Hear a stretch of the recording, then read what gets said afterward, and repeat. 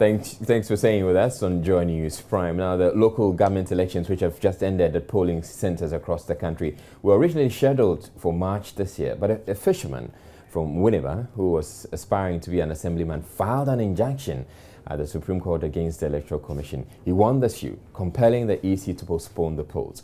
Today, his name was on the ballot in Winneba, from where Joy News' Latif Idris joins us on the line. Good evening to you, Latif. Hello, Latif. Hello. All right, can you tell us about the results where you are? Yeah, officially we do not have the results, but going through the 5 polling stations here, we can say provisionally that Benjamin Mensa has won for the Eyipe electoral area, is it? Okay, I'd like to reiterate that that's the fisherman who has won. Who was at the Supreme Court and secured an injunction on the district level election. Today, he has won in the Eyipe electoral area in the central region. And if you come here as we speak currently, it's party time. His followers are on the street. They are jubilating as we speak. I spoke with him earlier on, and he said to me that he knew he was going to win, and he feels that he's been vindicated finally after going to the Supreme Court, placing the injunction, and today coming out victorious. He's very much excited as well. All right, so I hear a lot of noise in the background. Is it that people are jubilating for him? Exactly as well. We have a lot of people within the neighborhood. You know, we had 5 electoral polling stations in the Eyipe electoral area. He won in all 5 polling stations. It was the battle of the Mensas here because the other contender is Ebenezer Mensah. But finally, Benjamin Mensa has emerged victorious here. All right, and I'm just wondering, what was it that he promised them? He promised to give them fish or what? Yeah, he had 2 things on top of his mind. One, he said, if you come within this neighborhood, we have lots of school-going children in this area who do not sleep very early in the evening. They go about doing their own thing in town. One of the things he wants to do is to ensure that all the children within this community go to sleep at around 7 p.m. He is saying that with that effort, it's going to help improve upon their academic performance. Secondly, he says that he's going to improve upon the sanitation situation in this community. And that is rightly so, because going around the community, I realize that sanitation is one of the major problems facing this community, and that is yet another thing he has promised to deal with in this community. These are the 2 things he says he's going to tackle head on now that he has won the elections here. All right, thank you very much, Latif Idris. And the news coming out from Winneba is that the fisherman who went to court to stop the elections earlier in March, he's been victorious, and he says he's been vindicated by the fact that he went to court to stop the process, and they went through due process, and indeed he's emerged victorious. And joining me in the studio right now to do some analysis on the district assembly level elections which have happened all across the country is Eric Odrosai. He's the Dean of Studies and Research at the Institute of Local Government Studies. Good evening, and thank you for joining us on Joy News Prime. So one of the main things that stands out is the fact that there was voter apathy. I mean, just the numbers that came out to vote were ridiculously low compared to the parliamentary and presidential elections. Why are we having this problem? I think we are having this problem because of a number of reasons. For this particular election, because of the postponement, we realized that this election should have been organized in February. The Electoral Commission decided to postpone it to March 3rd. March 3rd, to Benjamin Mensa went to the Supreme Court, and it had to be postponed to September. And even with the September, the sensitization, because down to March 3rd, people spent a lot of money campaigning, especially the aspirants. So when it was postponed to September, they were exhausted. Yeah. They don't have enough resources. So then when it comes to campaigning, they couldn't. And even the National Commission for Civic Education, NCCE, were also cash-strapped, as it were. So they couldn't extend the sensitization further. So all these things affected this particular elections. That notwithstanding, if you compare this particular election to previous elections, we have never recorded up to 50% voter turnout before, since we started the district level elections. So what it then means is that there is something to be done as a nation beyond sensitization. Now, I'm curious. You know, the district assembly and unit committee elections are supposed to be the most important. Definitely. You know, as far as development is concerned. Definitely. Is it that people don't get to appreciate that? People don't get to appreciate and understand the essence and importance of local government elections. That is my understanding. And I also get the impression that people don't see the direct benefits of what the district assembly do.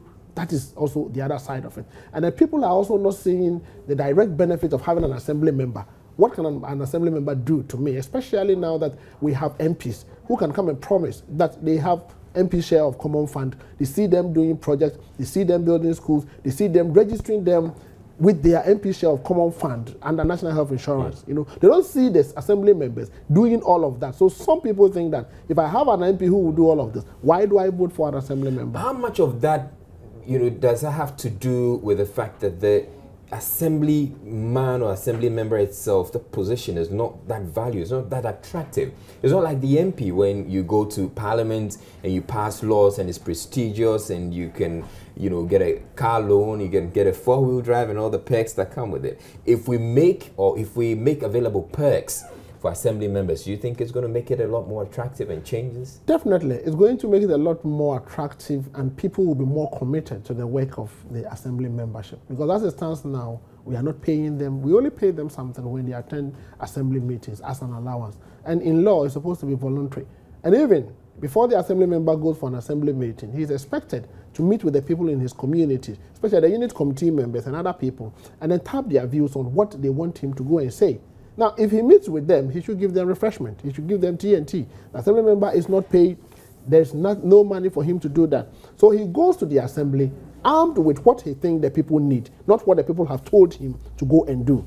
After the assembly meeting, there is a need for feedback from this assembly member to the people. He's not able to do that, again, because he doesn't have the money. So what it then means is that, yes, you have an assembly member representing you, but you hardly interact with the assembly member before or after any assembly meeting. That on its own is also a problem for the system. You know, so it doesn't make it very, very lucrative for the assembly members. We'll be coming back to look a lot more at the analysis, but joining us on the line now from the Upper West region is Rafiq Salam, and he's been covering and monitoring the elections there in the Upper West region. Good evening to you, Rafiq. What can you tell us about how the polls ended and if there are any outstanding issues? Voting in the Upper West region, precisely the one municipality, ended peacefully. We've gotten nothing to report in terms of clashes or what is happening in some other areas. But in the Upper West region here, it's very peaceful. The only challenge that we had was earlier when we reported about the drenching of the electoral materials by yesterday's downpour. But the people were able to overcome it, and now we're talking about the losers and then the winners. All right, so are you saying that the polling material eventually got dried up and so they could carry on with the voting? Yes, what they did was that they put them on the sun in the open for them to dry up, and that was what they did. And then after 1.5 hours, they were able to dry up and for them to start the process again. All right. Thank you very much, Rafiq Salam. And Rafiq Salam was just reporting for us from the Upper West region. And he talked about this issue about logistical challenges. That's one of the things that we had with the elections. Over there, the voting material got drenched and they had to dry it up and all that. The logistical challenges, is this... I mean, certainly something can be done about it. Definitely, something can be done about it. Could this incident have been avoided? Definitely. How did it get so? You know, we could have avoided this incident because before the election, we asked the Electoral Commission and they assured the whole of Ghana that all is well. They've already dispatched the electoral materials, etc. But going forward, in a district level election, can we say that the Electoral Commission would decentralize the organization of the elections and even the printing of ballot papers up to the, even if they are not sending it to the district level, how about doing it at the regional level? So that we'll have the regional directors of elections being in charge of the printing and the distribution, so that they get up in the morning, they can do the distribution. When you do that, what it means is that if there are issues, you can quickly resolve the issues at the local level. Again, there is ownership of the process, and you give the director of elections the opportunity to also exercise some powers. As it stands now, how many of us know the directors of elections in the various regions? How many of us know that the director of elections in the various districts? But district level election is a district business, which should be organized by the district electoral officer. And in fact, when you go into the law, it is the district electoral officer who pronounces an assembly member that you have won. You know, it is not the EC in Accra that pronounces that. So why can't we organize it at the district level? We said we are doing decentralization, but this is a clear centralization within a decentralized system. Because if everything will have to be printed from Accra and transported to WA, why that? All right, we're going back onto the phone lines, and we have Haruna Wumpuni, who's joining us from the Eastern region, and he's going to give us an update on the Northern region, and he's going to give us an update on the situation in Bimbilla. Good evening to you, Haruna. What can you tell us? What was the voter turnout? We've had reports of low voter turnout across the country. What was the situation in your area? Yeah, it's Bimbilla here too. We've recorded. All right, so we lost you a bit. Can you, if you could just repeat what you were telling us? We lost you in a bit. Yes, I am saying that in Bimbilla here too, some of the polling stations that we've recorded low turnout of voters, and that is largely due to a heavy rainfall, because the rain started falling when some voters were expecting to come out and go and cast their ballot, but unable to go and cast their ballot because of the rainfall. And some of the polling stations too, it's as a result of some did not even know that the district level election is today that they are coming to vote. They didn't know. So most of the aspirants took the pain to go house by house and let them know that today is the day for the district level assembly election. So they should come out and vote. So because of that, some polling stations, actually we had some polling stations, when you go and you see them on the queue, you see that it is encouraging, but some, in fact, low turnout. Right. Haruna, the situation in Bimbilla and the rains there, it's quite interesting, because the people were protesting yesterday that because of the curfew hours and all that, they were not going to come out to vote. So probably the rains were a blessing, actually. But it turns out the people came out. Yes, the people actually, initially, they threatened not to come out and vote because they believe that why did a curfew 7 o'clock, because of the election, that they've shifted the curfew. So it means that the suffering of the people is not the matter that the dissect to look at. They are concentrated on the election itself. So they are comparing that the election is more important than the human being. Yeah. But be as it may, because the assembly election, the aspirants wanted those people to come out and vote, so they went to their house to house. All right. Thank you very much, Haruna Wumpuni, and he was joining us from Bimbilla in the Northern region. We're going to Erastus Asare Donko, who's joining us from the Ashanti region. Good evening to you, Erastus. What can you tell us? We're told that there was an arrest there after polling ended. How has that situation, evolved? Well, early on, there was an arrest of a middle-aged man. They call him locally Alhaji Aminu. And the military patrol arrested him, and they searched through his pockets, and they found some ballot papers in his possession. So they handed him over to the police patrol unit to be sent to the appropriate headquarters. I have just received information from the military patrol that they have also arrested 2 other people who were fomenting trouble within the same electoral area, that is the Sewaba electoral area within the Aswase constituency.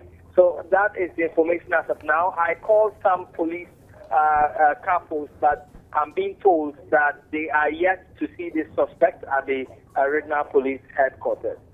All right, thank you very much, Erastus Asare Donko, and he was joining us from Kumasi in the Ashanti region, giving us an up-to-date, the very latest on arrests in the region. Apparently, 2 more people have been arrested in connection with the elections. Now, before I let you go, one of the things I'm looking forward to is how can we address this problem or the problems that plague the District Assembly elections. First, we're looking at low voter turnout and some of these logistical challenges that come up. How do we address them? For the low voter turnout, what we need to do is we need to start the sensitization very early. We have to resource the NCC and the other agencies so that they can start a year ahead the sensitization. Because when you look at the parliamentary and presidential elections, we start very early, fairly, very early. You know, so, and then again, I would want to say that we should be bold as a nation to allow political parties to participate in the district level elections, because the political parties have a role to play in terms of sensitization and even encouraging people to come out to vote. Whipping out an interest. And even some people would hire a vehicle, go and park the vehicle somewhere, that all those who want to go and vote, come and sit in the vehicle. It's a way of motivating people to go and vote. But as it stands now, we are pretending that it is non-political. But there are signs that there are political undertones there. So why don't we go all out? And if we want to politicize it so that you can have the political parties joining the campaign and the sensitization process, and it can whip enthusiasm. And if we do that, it will introduce consistency in political administration, because we have the national level being politicized, chief executive who is a politician, but he sits on a non-political institution, which doesn't go well for development. You know, so we can introduce that consistency. And then the other issue you raised, which was about the fact that making the assembly member position more attractive. Which could also giving them reward, paying them, giving them the logistics to work with, so that they can mount platforms and meet their people before and after every assembly meeting. Thank you very much. We'll bring you more on PM Express later on tonight, but Eric Udru Sain, he is the Dean of Studies and Research at the Institute of Local Government Studies. We thank you very much for making time to join us. We will bring you, there's more coming up on Joy News Prime. In fact, we have business news coming up right after this. Please stay tuned.